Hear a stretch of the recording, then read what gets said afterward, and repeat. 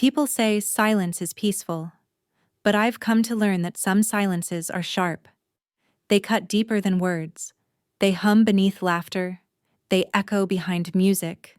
And sometimes, they sound exactly like nothing at all, except to the one who's listening for it. That summer afternoon, the Pierce estate gleamed like something out of a home and garden magazine. Manicured hedges, champagne towers, orchestras in linen. The kind of scene where everything looks perfect until you notice how hard everyone's trying. I was on staff, of course. That's where I've always belonged. I've worked for the Pierces for almost 12 years, mostly managing the kitchen and supervising other housekeepers during events like this. I know every inch of that estate, every faucet that leaks, every doorknob that sticks, and every secret hallway where you can catch your breath between duties. My daughter, Aden, was there that day too. It was her first official event gig. She was helping out for the summer, saving up for college, hoping to avoid student loans. Eden wore a simple white blouse and navy skirt I ironed for her that morning. She looked like sunlight, but stayed in the shadows. Always careful, always watching. The guests, on the other hand, floated like swans across the pool deck, laughing at jokes that weren't funny, complimenting food they wouldn't finish. And in the middle of all that, Glit sat Luke. Luke Pierce, 7 years old, was in his motorized wheelchair parked under the striped canopy by the pool. His legs didn't work right. Birth trauma, I heard. He wasn't verbal either, but his eyes, they said more than anyone ever let him. He sat there quietly with a book in his lap, though no one noticed whether he was reading or just holding it to feel included. I watched him out of the corner of my eye as I arranged trays of hors d'oeuvres, as I filled champagne flutes, as I caught Eden checking on him every few minutes. Mrs. Pierce was busy entertaining a hedge fund couple from Boston. She wore a yellow silk dress and a smile that could cut glass. She hadn't looked at her son in nearly half an hour. Mr. Pierce was talking golf with someone in a white blazer, cigarette dangling from his fingers, already half drunk and fully arrogant. Sometimes I wonder how Eden and I ended up so close to people like that while feeling galaxies apart. Eden came over with empty glasses stacked on a tray. She was flushed from the heat, sweat gathering along her hairline. "He hasn't had water in a while," she whispered to me. "Then bring him some," I said gently. "You sure that's okay?" "It's more than okay," I told her. "It's right." She nodded and went to the service table, filled a plastic cup with ice water, then walked over to Luke. I watched as she knelt beside him, offered him the drink, even wiped his forehead with the back of her sleeve. He blinked up at her like she was the first real person he'd seen all day. That was when Mrs. Pierce finally looked up.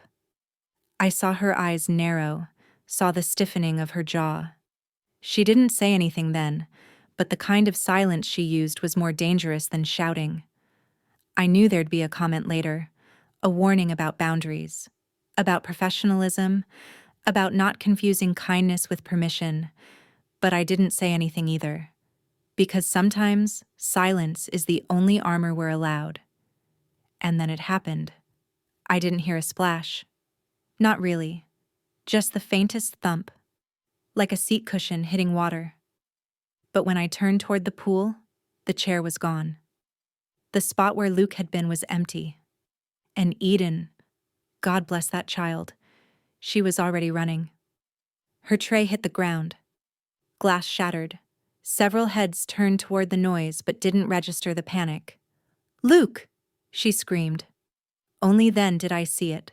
Bubbles rising from the deep end, the faint glint of a wheelchair frame below the waterline. She kicked off her shoes mid-run, dove in without hesitation, without permission, without applause. And the music kept playing, as if nothing had happened, as if the sound of a child drowning wasn't loud enough.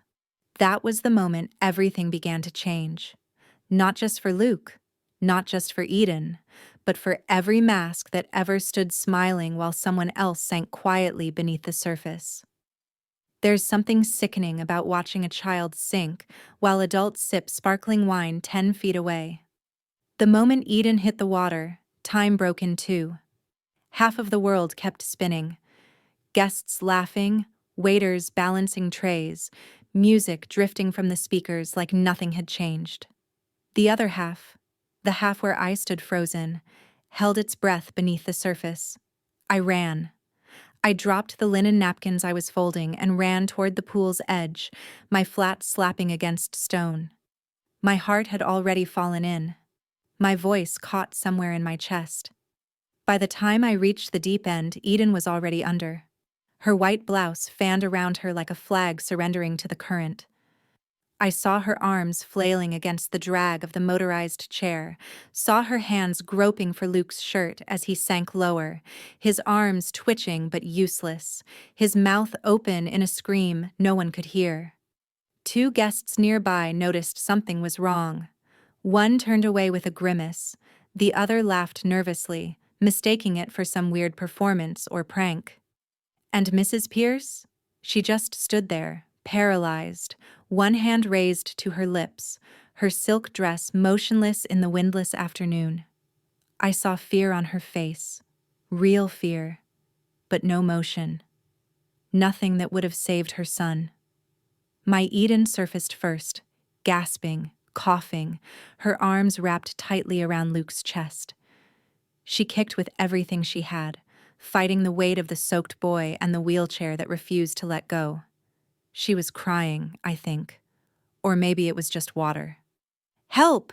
She screamed again, voice cracking. A lifeguard, too slow, too distracted, finally noticed. He ran, dove in, and reached them halfway. He yanked Luke from Eden's arms and dragged him to the shallow end. Someone was yelling for an ambulance. A woman dropped her drink. Glass shattered again. I ran to Eden as she pulled herself out of the water, shivering and wild-eyed. She looked at me like a child again, not the woman she was becoming. "He wasn't breathing, Mom. He wasn't breathing." I wrapped her in the nearest towel I could find. She was shaking so hard her teeth chattered. "I know, baby," I whispered. "You did what no one else did." Behind us, the lifeguard laid Luke flat on the pavement, pressing hard into his chest, over and over, counting under his breath. His body looked too small for this much violence. His lips were blue, his eyes closed. No sign of life. Then, just as I turned away, unable to bear it, he coughed. It was weak, wet, but it was sound. A noise that mattered more than 100 symphonies. People clapped. Actually clapped. I've never hated applause more. They clapped like they were watching a show, like it had all been orchestrated for their discomfort and relief. Someone even pulled out a phone, filmed the moment as if it were a feel-good headline waiting to happen. But no one looked at Eden. No one asked her if she was okay. No one offered her a towel or a blanket or even a thank you. Not even the Pierces.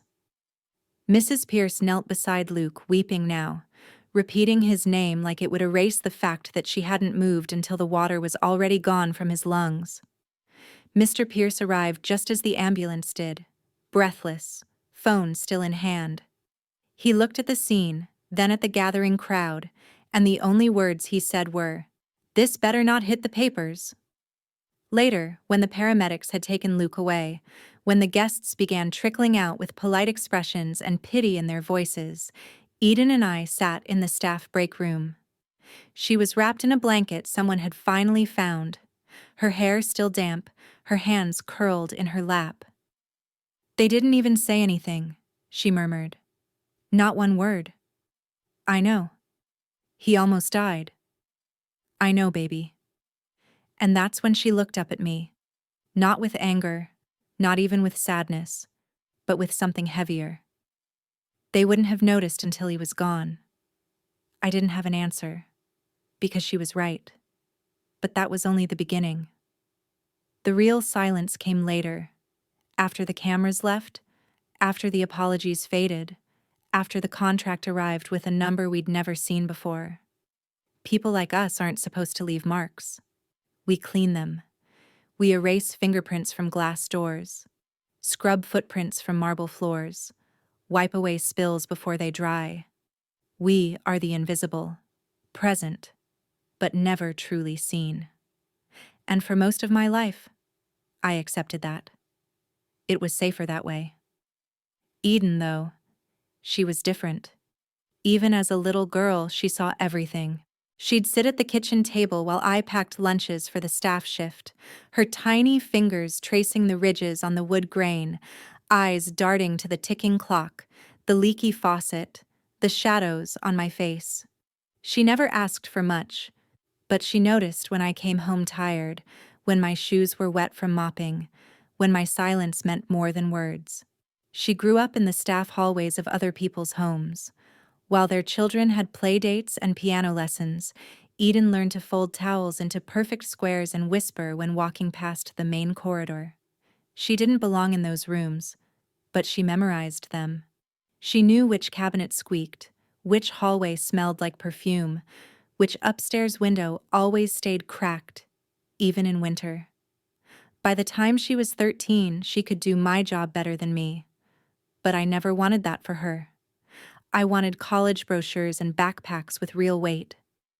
I wanted her to be known for her voice, not her silence. So I pushed. I saved. I worked Christmases and Easters and took double shifts when the caterer canceled last minute. I stitched scholarship applications together with trembling hope, and she got in.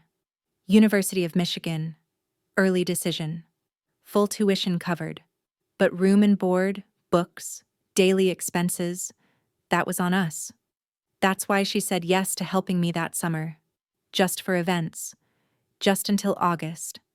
After the accident, the house was quiet in the wrong kind of way, not somber, just calculated. Mr. Pierce called an emergency staff meeting 2 days later. Not to thank anyone, not to acknowledge what happened, but to manage perception. "We're grateful for what happened," he said, standing in his glass-walled office backlit like a TV preacher. "But this is a delicate situation. The media's picking it up. There's footage. There's commentary." Footage, commentary. Not a single mention of Eden's name. Mrs. Pierce stood beside him, her hands folded like a statue. She looked thinner than usual, her hair pulled back tighter. But her voice was smooth when she spoke. "Luke is doing better. He keeps asking for your daughter." I blinked. "Eden?" She nodded. We believe it would help his recovery to have a familiar presence, someone he trusts." I waited for the rest. The string. The catch. "We'd like to offer her a position," Mr. Pierce cut in. "Part-time companion. Afternoons, evenings. No medical responsibilities. Just engagement, quiet activities, gentle routines." "And compensation?" I asked, because they wouldn't say it unless I did. "Generous," he replied without blinking. 5 figures. For the summer I should have felt gratitude, relief, but all I felt was a familiar chill, the kind that settles in your stomach when someone hands you something shiny and doesn't let you turn it over to see the rust underneath. "I'll speak to her," I said. That night, Eden sat at the kitchen table, turning a glass of water between her palms. She hadn't spoken much since the party, but when I told her what they offered, she didn't look surprised. "They need me for him," she said quietly. "They need you for the press," I countered. "They need the story to be pretty." "I know." Silence fell, the kind that knows exactly what it's hiding. "But Luke," she continued, looking at me now. "He looked at me like I was real, like I wasn't supposed to be background noise. I want to help him." I reached across the table, took her hand in mine. "You shouldn't have to be a miracle to be seen." Her eyes softened. "Maybe. But if that's what it takes, just for a little while, I can be that." I didn't argue, because part of me believed in her more than I believed in anything else, and part of me was terrified she'd give the Pierces her light, and they'd take it like they take everything else, without ever realizing how rare it was. Eden took the job. She signed the agreement 2 days later at the long mahogany dining table we were never allowed to sit at. It felt wrong, watching her there. Her back straight, her signature steady, while Mr. Pierce flipped through papers like it was just another investment. No one said the word hero. No one mentioned water or fear, or that moment her body broke the surface like salvation. They just called it a summer engagement. She was to report at noon each weekday, assist Luke with his afternoon activities, be present during meals, and foster emotional continuity, whatever that meant. There was a non-disclosure clause, a photography clause, and a media blackout clause that required my initials too, as her guardian. When we left the room, Mr. Pierce handed her a check for the first 2 weeks. $5,000. I should have been grateful. Instead, I felt sick. Eden folded it neatly and tucked it in the back pocket of her jeans, like it meant nothing, like she hadn't just stepped into something too big to name. The first week, Luke barely looked at anyone but her. Eden read to him in the garden, pushing his chair over the uneven path so he could watch the butterflies. She taught him how to build paper animals. She let him pick the music they listened to in the playroom. I watched from the laundry alcove, folding napkins that would be smoothed and spotless by evening, and I listened to the soft, shy giggle that had been missing from his mouth for months. She was good with him, not because someone told her to be, but because she saw him. I tried to be happy about it. I really did. But something gnawed at me, slow, quiet, like termites behind a painted wall. It was the way Mrs. Pierce started showing up to the sessions with a fresh blouse and subtle makeup. The way Mr. Pierce peeked in during therapy, shaking hands with the new specialist, always within sight of the security cameras. It was the photographer from the charity gala who suddenly reappeared to document Luke's progress. And it was the fact that, once again, no one said Eden's name. They talked about Luke's remarkable turn. They whispered about responding well to new stimuli. They praised the environmental shift. But never the girl at the center of it all. Never the girl who jumped. One evening, after Eden's shift, I found her sitting on the back steps, her knees pulled into her chest. She was still in uniform, simple gray polo and khaki pants, but her shoes were off, and she looked smaller somehow, like the girl I used to braid hair for before bedtime. They asked me if I'd be willing to be in a photo with Luke tomorrow, she said, eyes distant. For a magazine spread, about resilience. They say why? She shook her head. Just that it would mean a lot to the family. I sat beside her, the wood warm from the day's heat. They're building a narrative, Eden, one they can control. I know. Do you? She nodded slowly. I don't care about the photo, Mom. But I care that Luke smiled for the first time in a month when we played Uno this afternoon. I care that he pointed at a picture of a sunflower and looked at me like he wanted to say something. And what happens when they're done needing you? Eden turned to me then. Really turned. Her face calm, but her eyes fierce. Then I'll leave. But I'll know that, for a little while, someone in that house remembered how to feel. I wanted to argue. I wanted to protect her. But instead, I reached over and wrapped her hand in mine. Just promise me one thing, I said. Don't let them tell your story without asking how it ends. She smiled, but it didn't reach all the way up. And that's when I knew. My daughter wasn't just walking into someone else's world. She was about to change it. But sometimes, the world doesn't like being changed. The next few weeks unfolded like a dream. But even dreams have edges. And the deeper Eden went into that house, the more I feared what might be waiting behind the next door she opened. There's a kind of silence that doesn't demand to be filled. It just wants to be heard. Luke Pierce lived in that silence. He didn't speak. Not with words. But he had his ways. His fingers tapped the edge of his wheelchair when he was nervous. He turned his face slightly when something caught his interest. And sometimes, when Eden made him laugh, which she did more often than anyone else, he made this sharp, short, breathy sound. Almost a hiccup. But his eyes would shine like he was in on some secret joke. It was easy to miss if you weren't looking. Most people weren't. But Eden always was. She started taking him outside more, into the back garden where the hedges grew taller than most adults, and the sun came in soft through the branches. She laid out a picnic blanket, brought art supplies, and books filled with pictures and textures. She spoke to him the way you'd speak to a friend, not a project. She never rushed, never tried to force a response. She just stayed.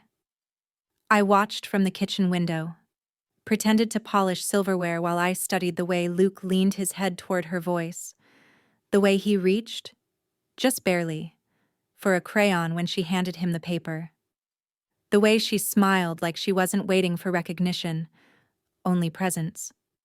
No one else in that house knew how to do that. One morning, I passed the therapy room on the way to the linen closet. The door was open just enough to catch a glimpse. Luke was sitting at the low table, Eden beside him. She was helping him build a tower out of small wooden blocks, her hand resting just behind his, not guiding, not correcting, just there. When the last block wobbled, Luke made a sound, a low hum from deep in his throat, and Eden whispered, "That's yours. You built that." He looked at her. He really looked. And I swear, something in that silence cracked wide open. I kept walking, because it felt like I was intruding on something holy. Later that week, I asked Eden how she knew what to do. She shrugged, brushing crumbs off the kitchen counter. "I don't," she said. "I just listen." "To what?" "To him. To the way he sits, the way his fingers move. Sometimes it's not about what someone says. It's about what they stop trying to say when no one ever listens." I nodded, though my chest ached, because I knew that kind of silence too. That Friday, Luke did something he'd never done before. He reached out and touched Eden's hair. Just a soft pat. A brief gesture. But it was enough to stop the whole room. Mrs. Pierce had just walked in to observe, something she did more frequently now, though she always stayed at the threshold. She gasped, covered her mouth. Tears filled her eyes but didn't fall. Eden didn't flinch. She just smiled and said, "You like the braid today, huh?" Luke grinned. Not wide, not loud, but real. And I stood behind the door, one hand pressed flat against the wall, feeling like I'd just witnessed something larger than words. That night, over tea, Eden asked me something unexpected. "Do you think I'm making a difference?" I looked at her. My daughter. The girl who'd grown up sweeping floors most kids would never be allowed to step on. "You already did," I said. "You gave him back something no one else knew he'd lost." She stared into her mug. "I think I just want him to know he's not broken." "He knows," I said quietly, "because you do." But even as Luke opened up, I started noticing things that didn't sit right. Not with him, not with Eden, but with the way that house responded to something it couldn't control. A girl who listened harder than anyone expected, and a boy who started answering back. Pride is a complicated thing. It fills your chest 1 minute, makes you feel like the world might finally see your child the way you always have, and then, just as fast, it turns on you. Morphs into fear. Makes you wonder how high the fall will be when the people with power decide they're done being impressed. That week, I started noticing how Eden began skipping dinner. She'd come home tired, not in the physical sense. She was young and strong, but emotionally spent. There was a kind of stillness in her that I hadn't seen before, a quiet that wasn't peace, a stillness that hummed like tension under skin. And I couldn't help but think, maybe she was giving too much. Thursday morning, I came in early to help reset the guest suite linens. On my way through the east corridor, I paused outside the art room. Eden and Luke were in there alone. She didn't know I was nearby. He was working with a thick pencil, his tongue poking out a little between his teeth, concentrating harder than I'd ever seen him. Eden sat beside him, not coaching, not correcting, just waiting. And then I saw it. On the paper in front of him, scrawled in shaky, uneven letters, E-D-E-N. He tapped the paper twice with the side of the pencil. Eden froze. Is that my name? Luke looked up and nodded. Just once. And Eden. She didn't cry. She didn't gasp. She smiled. Not the proud smile you put on for pictures. Not the kind you use when you've won something. It was the smile of someone who'd been seen. Truly. Fully. Without being asked to perform for it. I pressed my hand against my chest. I'd never been so proud in my life. And never so afraid. Because I knew what would happen when that paper left that room. That evening, I sat across from Eden in our tiny kitchen, the hum of the old fridge filling the silence between us. They asked me if Luke could attend a press shoot, she said finally. Just him and his new therapy environment. And you? They said I could come. Or not. My name won't be mentioned either way. I looked at her. The girl who taught herself Spanish from library books because it made her feel connected to her grandmother. The girl who picked up extra shifts cleaning dorm bathrooms just to save for textbooks. The girl who jumped in the water without asking who was watching. They're using him, I said quietly. I know. And you. I know. Then why stay? Eden folded her hands. Because every time he writes a new letter, it's one more brick in a wall he's been stuck behind since birth. And if I can help tear it down, even just a little, that matters more than whether someone puts my name in print. I looked away. Not because I didn't believe her, but because I did. And it scared me. Because believing that much in something, that's how people get hurt. The next day, I found the paper, folded neatly in the back of Eden's notebook. Luke's name scribbled, in pencil beside hers, like he was learning how to connect with the only person who saw him as whole. And all I could think was, what happens when the world forgets? What happens when the spotlight fades and the cameras move on? Would they remember the girl who sat on the floor and taught a boy that he wasn't invisible? Or would they just fold her up too, like a headline gone stale?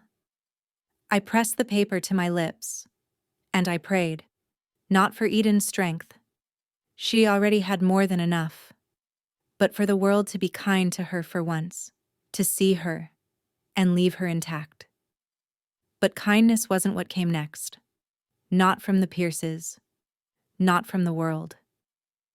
The silence started changing again, and this time, it didn't ask to be heard. It demanded to be managed. You can only polish the surface for so long before something underneath starts to rise.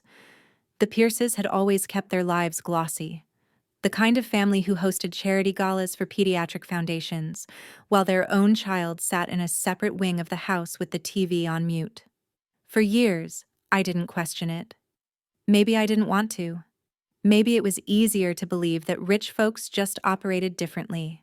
That distance and coldness were byproducts of money, not cruelty. But then I found the box. It was tucked away behind a shelf in the linen closet, the one no one ever used.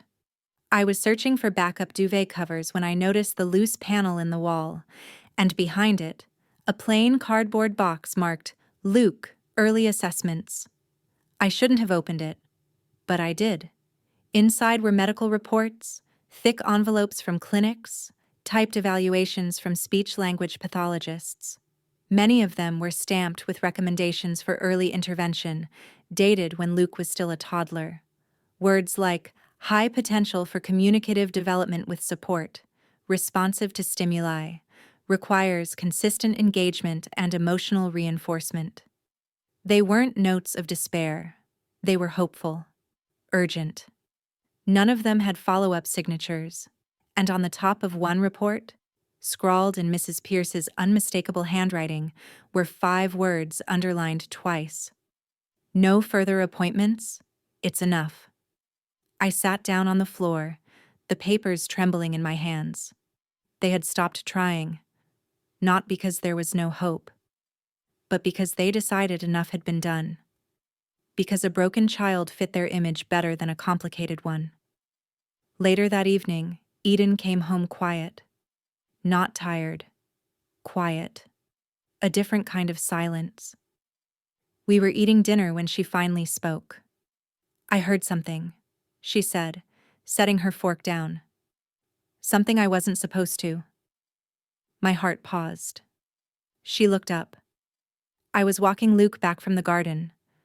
We were early, and Mr. and Mrs. Pierce were in the sitting room. The door was cracked. What did they say? They were talking about Luke's improvement, but it wasn't joy. It was annoyance. Eden swallowed. Mrs. Pierce said, "What happens if he gets too attached to her?" And Mr. Pierce said, "That's what contracts are for. This isn't personal, it's positioning." She looked at me, her eyes clear but guarded. "They don't want him better, Mom. They want him photogenic." I felt a burn rise in my chest. Not from shock, from recognition. Because I'd seen it before. In the way they praised him only when cameras were around. In the way they referred to Eden as the help, even after she saved their son's life. But hearing it, from them, that was different. That made it real. That night, I couldn't sleep. I lay in bed staring at the ceiling fan as it spun slow, creaking once every rotation like it had a secret it didn't know how to keep. I thought about Luke, how his eyes had started meeting ours, how he'd reached for Eden's hand, how he smiled now when the morning sun touched his face. And I thought about how easily people could turn progress into publicity. The Pierces had chosen silence once already. They'd decided long ago that their son's limitations were easier to manage than his growth. But Eden, she had given him something they hadn't. Permission to try again.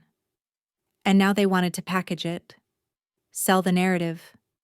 Cut her out the minute she no longer fit the frame. I turned over and stared into the dark. The pool hadn't just tried to drown a little boy. It had uncovered what that house had buried. And water, as I've learned, never stays still for long. But I wasn't the only one starting to see cracks in the glass. That weekend, Mrs. Pierce let something slip, something from her own childhood, that made me realize she was drowning too, just in a different way. Grief doesn't always scream. Sometimes it just lingers, like a perfume someone wore decades ago, trapped in the lining of a dress no one has touched since. That Saturday, Mrs. Pierce called me in to steam her evening gown. A last-minute benefit dinner, something political and bland, as most of them were. I'd done this dozens of times, but when I stepped into her walk-in closet, I knew something was different. She wasn't sitting at her vanity with her usual glass of sparkling water. She was on the floor, barefoot, in a silk robe. Her eyes unfocused, staring straight through the carpet like it was a memory. "I'm sorry," I said, instinctively stepping back. She blinked as if coming to. No, Clarissa. Come in." I just needed a moment. I hesitated. She waved a hand. "You've been with us long enough. You might as well see me without the war paint." That was the first time I'd ever heard her refer to her makeup like armor.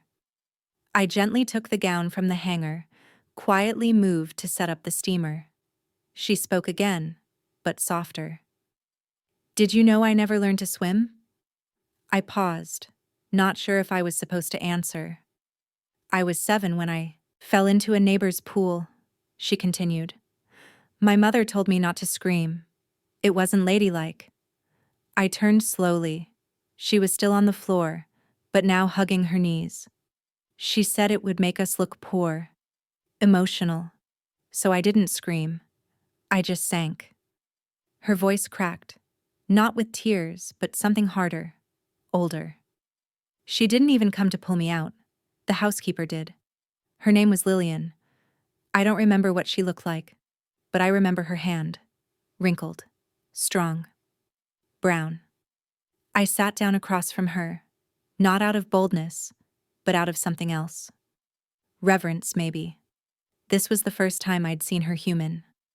I always told myself I married up, she said, voice wavering.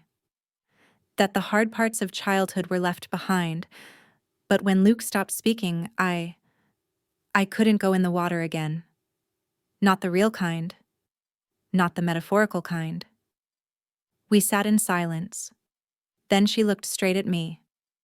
Do you think I failed him? No one had ever asked me that in that house before. Not in earnest. I thought about Eden, about the pencil, about the paper with her name.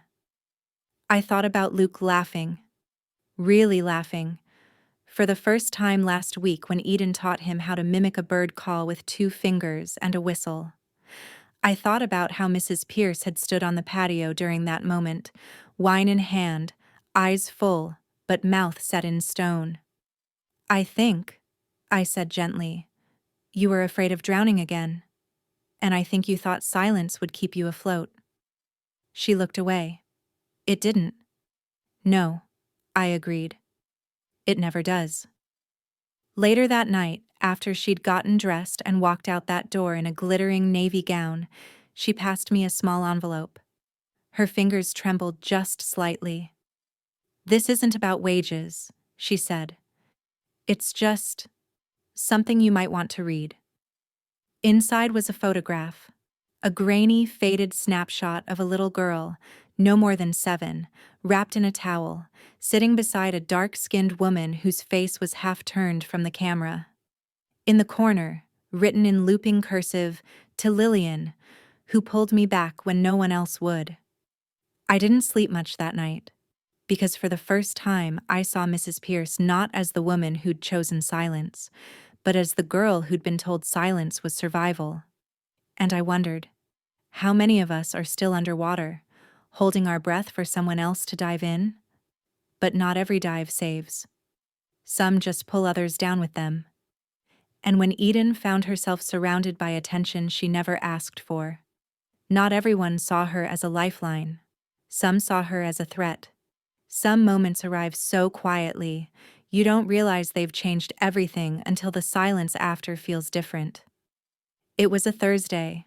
Just a regular Thursday. I had come by the library room to dust the shelves before the Pierce family's weekend guests arrived. Luke was sitting at the table with Eden. Sunlight streamed through the tall windows, laying golden stripes across the hardwood floor. Eden leaned over him gently, not too close. She never hovered. She gave him space like she knew what it felt like to need it. I heard her voice, calm and steady. Try just one word. We can build from there. Luke tapped his pencil once against the page like he was negotiating with himself. I paused at the doorway. There's no rush, Eden added, smiling. You don't have to get it perfect, just get it out. He stared at the blank sheet. I knew that look. It wasn't confusion, it was fear. Of being wrong, of being seen. Then, slowly, he began to write. One crooked letter, then another. His fingers trembled, but they moved forward anyway. When he finished, he didn't say anything. He just pushed the paper toward her, face unreadable. Eden looked down. I couldn't see the page from where I stood, but I saw her eyes soften, like something inside her had melted. Then she turned the notebook gently so Luke could see the sentence again. She read it aloud, quiet as a prayer. I like the quiet when you're here. I had to hold the doorframe. That boy had spoken more in those 7 words than most people did in a year. Not with sound, but with intention. With trust. Eden didn't cry. She just reached for another sheet. Let's write another, she said, her voice even. But I could see her hand was shaking too. Luke smiled. Barely. But it was real. A smile with weight. Not the kind you give because you're supposed to. The kind you give because something in your chest finally feels a little less heavy. Later, I sat alone in the garden, pretending to trim the hedges while the moment looped in my mind. I remembered all the specialists the Pierces had hired over the years, dozens of them, all of them with credentials, charts, and cold recommendations. But none of them ever said, "Let's write what you feel." None of them ever waited through silence. None of them gave him space without conditions. It had taken a girl who wasn't supposed to be seen, a girl who the world expected to be invisible, a girl with no degree, but a heart tuned to pain. Eden had given him more than tools. She'd given him permission. That night, Luke left the notebook on the kitchen counter, open to the same page. I like the quiet when you're here. No signature, no explanation, but it didn't need one. When I showed it to his mother, she blinked rapidly. Did he really write that? I nodded. She sat down, hard, like the weight of 7 words had pulled her to earth. I didn't think he noticed things like that, she whispered. He notices everything, I said softly. He's just never had someone worth telling. There are milestones you measure in birthdays, school years, inches on a doorframe. And then there are moments like this, quiet revolutions, where everything shifts, even though the world stays still. Luke had written his first sentence, and it wasn't about things, or toys, or numbers. It was about feeling safe. He didn't say, "Thank you." He didn't have to. He wrote it. And that was louder than any voice. There are only a few places in that house where people let themselves be real. One was the laundry room, because no one pretends near a spinning dryer. Another was Luke's art nook. It wasn't much, just a corner of the sunroom where a small table stood next to shelves stacked with colored pencils and watercolor palettes. He hadn't used it in over a year, until Eden arrived.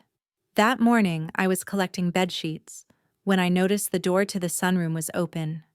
The breeze had flipped a few pages of Luke's sketch pad, scattering them across the rug like forgotten petals. I knelt to gather them, and then I saw it. A thick sheet of drawing paper, torn slightly on the edge. At the center was a rough charcoal sketch, childlike but honest, of a girl with wild curly hair holding out a hand. Her face was turned toward the viewer, gentle, open. Above it, written in blocky, determined letters, "My hero, Eden." It was Luke's handwriting. I knew it instantly now. The letters weren't perfectly straight. Some leaned like they'd been unsure. But the weight in them was unmistakable. I froze, because I wasn't the only one looking. Mrs. Pierce had followed the breeze too. She stood at the threshold, her heels quiet on the marble. She saw the paper in my hands, and I saw something flicker in her, something I hadn't seen in years. She reached for it. I handed it to her carefully, like passing a sacred object. She didn't say a word. She just stared. At her son's sketch. At the name. At the truth between the lines. Then she turned and walked out.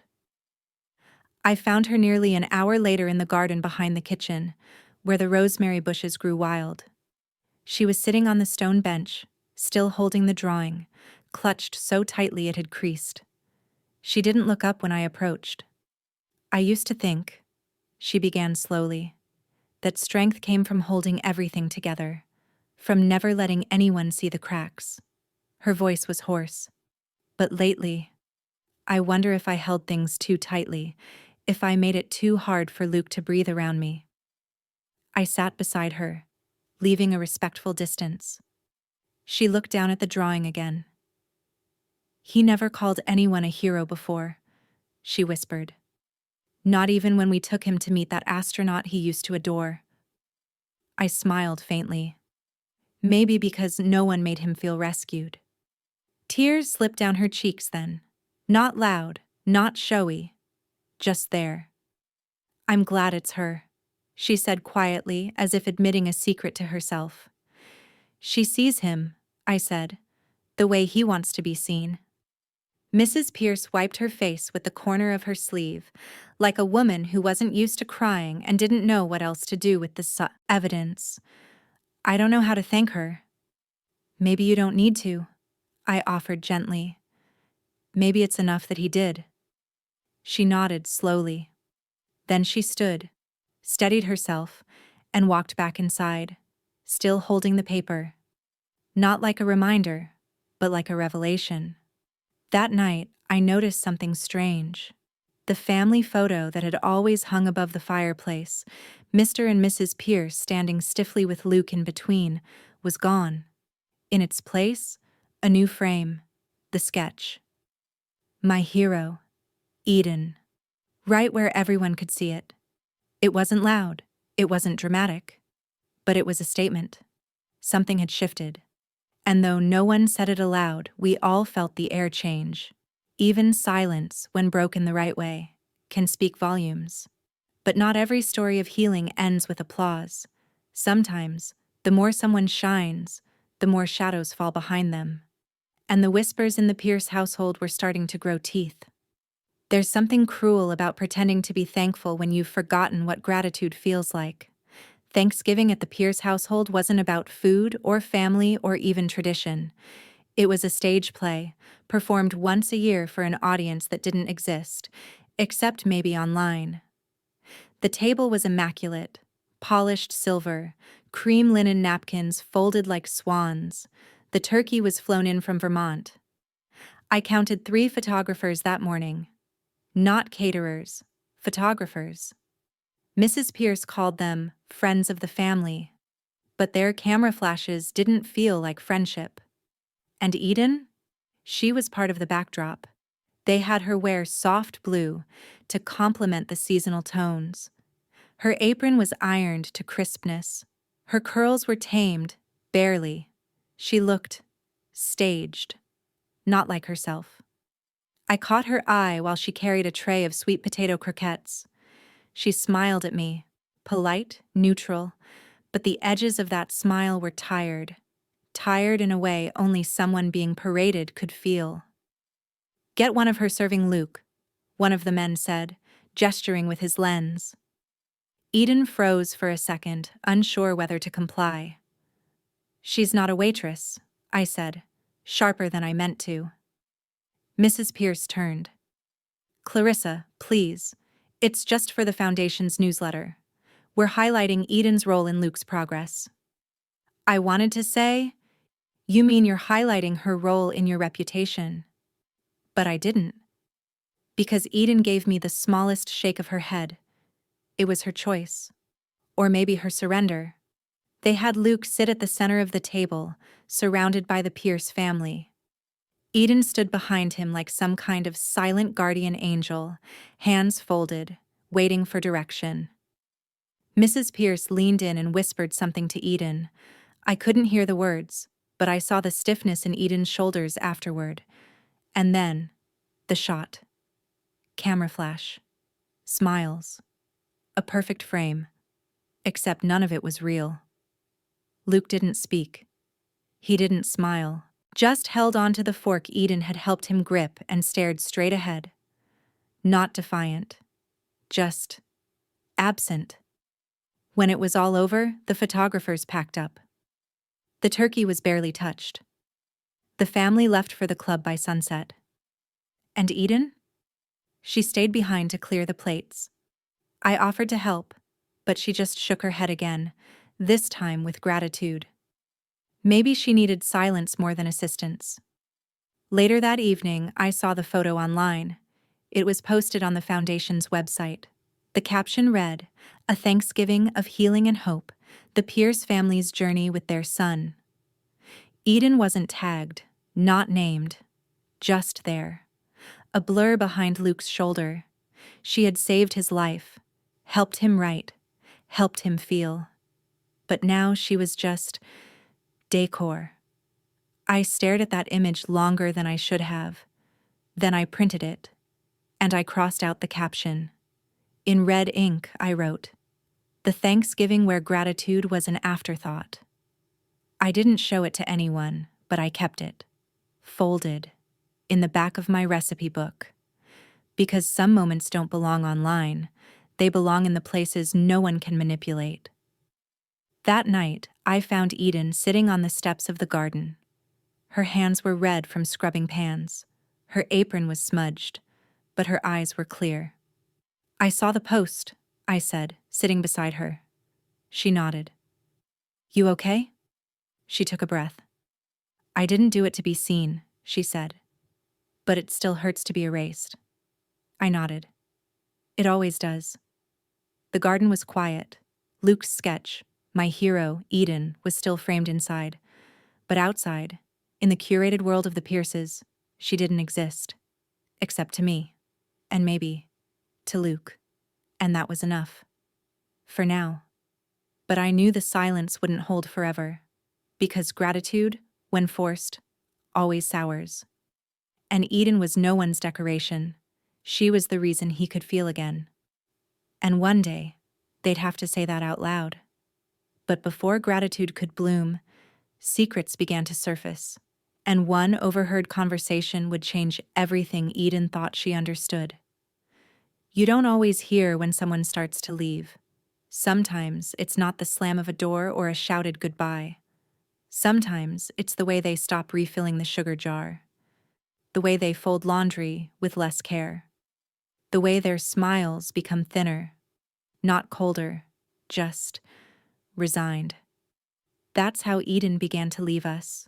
Not in protest, not in bitterness, but like the tide pulling back from a shore it had once chosen. It started the Monday after Thanksgiving. She turned down Mrs. Pierce's offer to extend her contract through the spring. Said she wanted to explore other programs, maybe something at the community center near her old neighborhood, something that felt more real.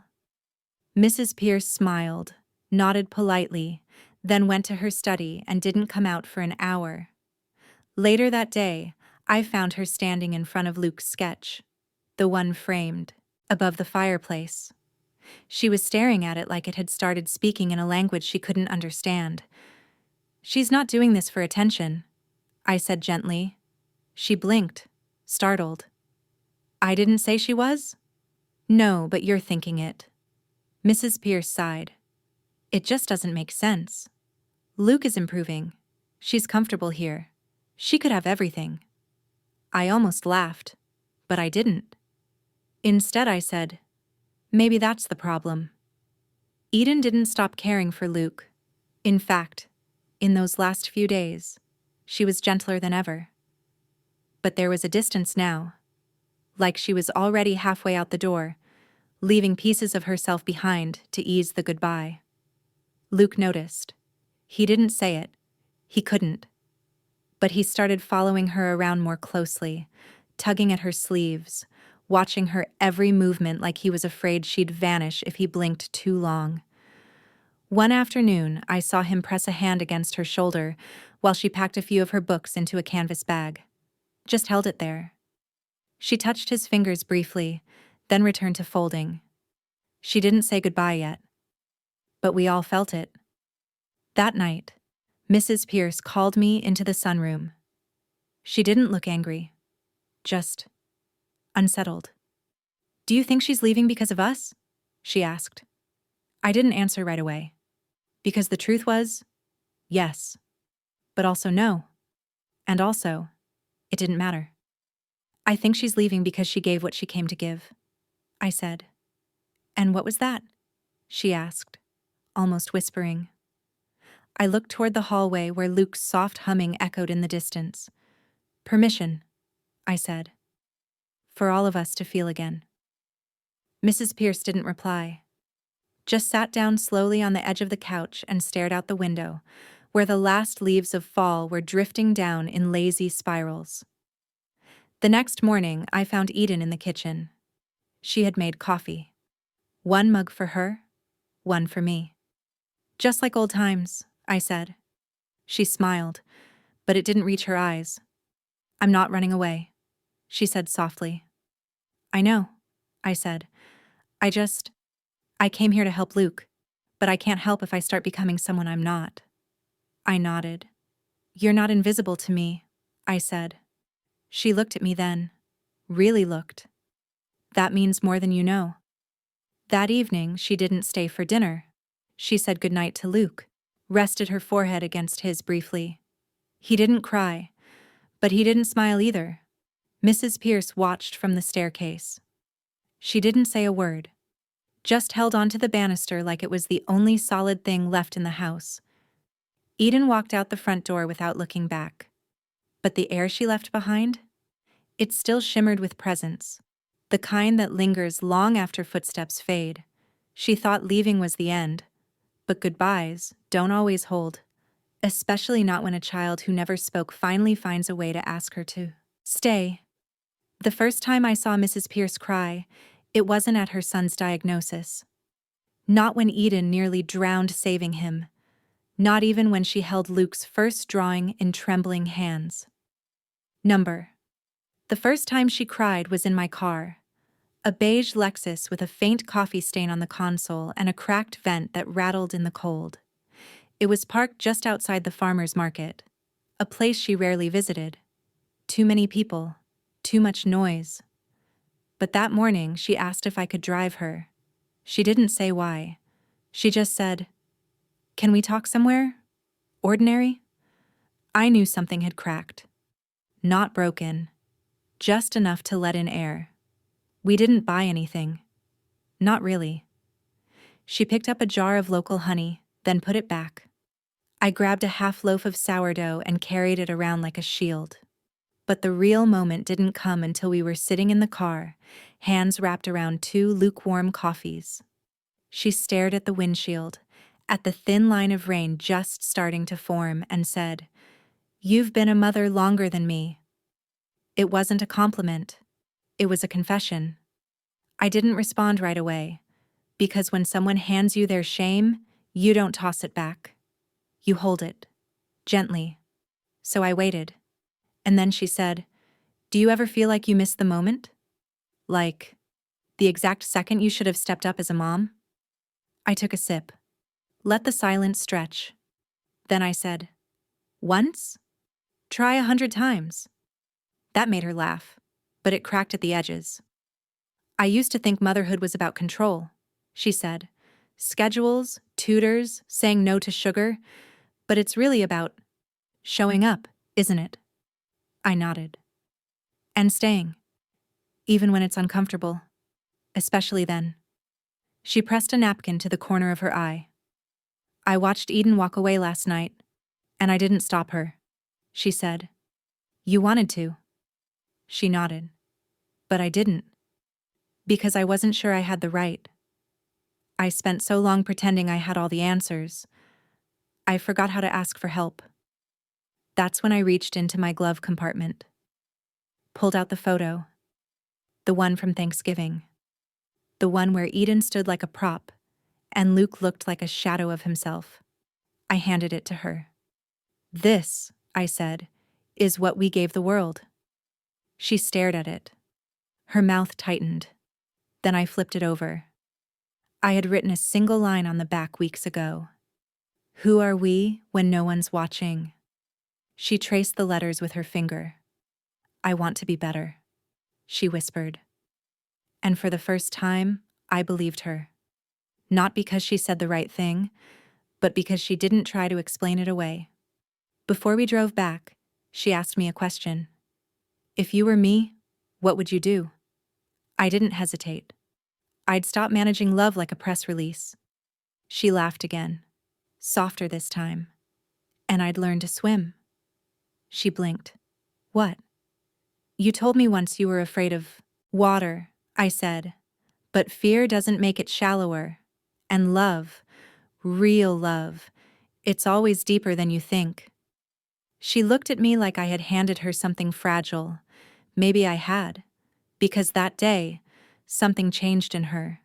Not everything. Not right away. But for the first time, she stepped into her own motherhood without a script. And she didn't sink. She swam. And as one woman learned to stay afloat, another prepared to return.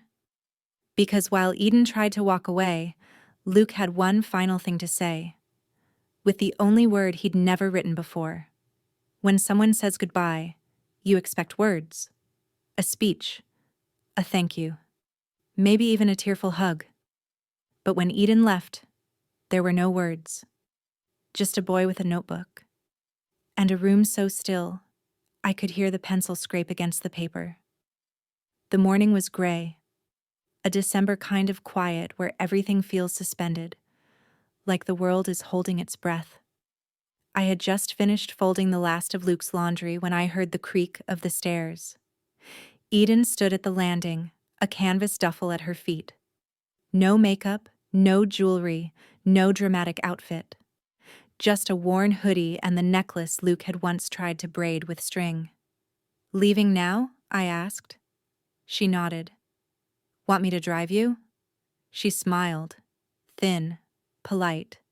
Number I already called a car. We stood in silence, the kind that doesn't feel awkward but final. And then Luke appeared. He didn't run to her. He didn't cry.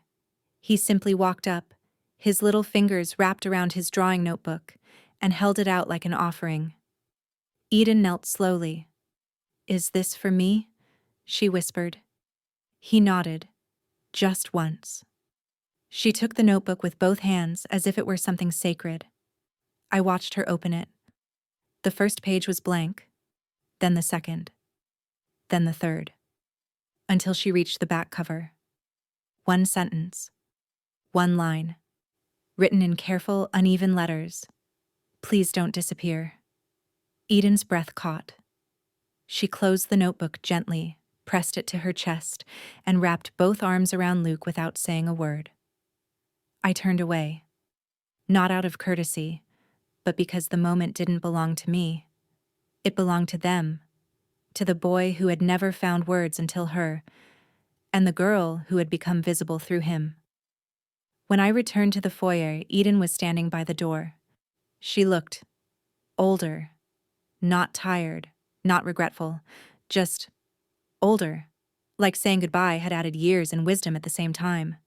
"Tell him," she started, but her voice broke. "I know," I said. She nodded. "He's gonna be okay." I swallowed hard. "So are you." Then I handed her something I hadn't planned to. My mother's scarf. A soft blue wool, frayed at the ends, still smelling faintly of lavender and thyme.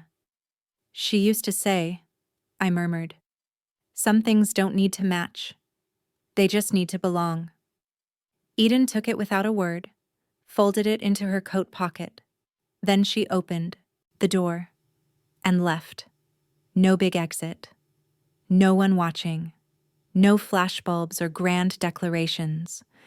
Just the sound of snow beginning to fall, quiet and unannounced. Luke didn't ask for her. He didn't throw a tantrum. But that night, I found him curled up in her old reading chair, the notebook still clutched in his hands. And on a new page, one she hadn't seen, he had drawn a tiny house, with a light on in one window, a light that hadn't been there before. Some goodbyes don't close the book. They light a lamp on the porch. And when someone finally chooses to return, not because they're needed, but because they're wanted, that's when the real chapter begins. 3 months. That's how long it's been. Winter came and went quietly, like it didn't want to disturb the healing. No blizzards, no storms, just slow snow, soft sun, and the sound of someone learning to speak again, one word at a time. Luke's laughter fills the house now. It still startles me sometimes. He doesn't shout, doesn't sing, but he laughs. Like the air in his lungs finally found permission to rise. His therapists say he's a miracle. But I know better. He's not a miracle. He's a boy who was finally seen. Eden is in college now, upstate, small campus, majoring in child psychology, of course. She sends postcards, not emails, not texts. Handwritten cards with shaky doodles and always a line for Luke. Tell the little scientist I still remember his rocket diagrams. Has he solved world hunger yet? P.S. I still hate math. Luke keeps them in a shoebox under his bed. Sometimes, when he thinks no one's watching, he pulls one out and reads it with his fingers, like he's tracing a map back to her. The Pierces? They change too. Not dramatically. People like that rarely announce their evolution, but I've noticed things. Mrs. Pierce started coming to Luke's sessions. Not just for appearances. She sits, she listens, she asks questions. She sent Eden a check for tuition last month. No note, no return address. Just a check. And in the memo line, for the girl who jumped. I like to think that was her way of saying thank you. Or maybe, I'm still learning how. As for me, I've been thinking about sound.